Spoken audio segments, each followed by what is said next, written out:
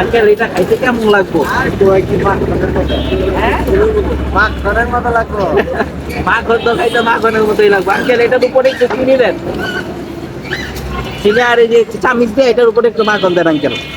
এই যে দেখেন আঙ্কেল, এই যে আপনি এখানে কয় টাকা ছানা দিছেন? এই যে দেখেন মাখন দিতেছে। খাইতে একবারে আমার মনে হয় যে আমার এখনই জিভ বাড়িয়া পানি চলে আসতেছে।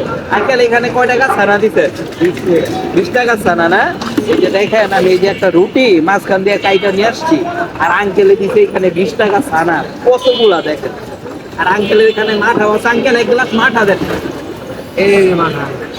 যে দেখেন মাঠা কালারটা দেখেন একবারে গাঢ়, একবারে মানে যে ক্রিম কালারের মতো হয়ে গেছে। হ্যাঁ, এই কালারটা হয় কেন আঙ্কেল? মাখন দেখা না? এই মাঠা এটা কত গ্লাস? উপরে একটু মাখন দেওয়া দেন আঙ্কেল। আজকে মাখন খায়া মাখন হয়ে যাবো। হ্যাঁ?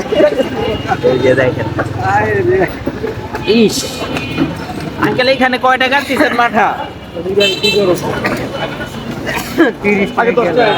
মাঠা 30 টাকা। দেখেন 30 টাকার মাঠা আর 20 টাকার ছানা আর 15 টাকার রুটি, এই 65 টাকার নাস্তা। আমার মনে হয় যে এটা আর কি মানে বাংলাদেশের বেস্ট নাস্তা হইব আজকে।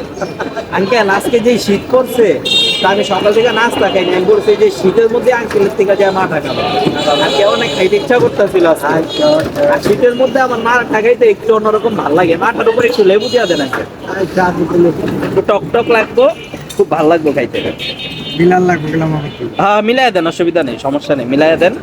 যে ই দিয়া লেবু দিয়ে একটু মিলাই দিতাস, একটু চাবিটা মিলাই আঙ্কেল। হ্যাঁ, আপনারা সবাই দেখেন এই যে 20 টাকার ছানা দিছে কতগুলো, আর এটা হইলো একটা বার্গার হয়ে গেছে। 20 টাকা ছানা আর এটা হচ্ছে 15 টাকার রুটি, 35 টাকা দিয়ে একটা মাখনের বার্গার। এই মিলাইয়া দিছে। ঠিক আছে আঙ্কেল, খাইয়া দেখি। ঠিক আছে, ওকে।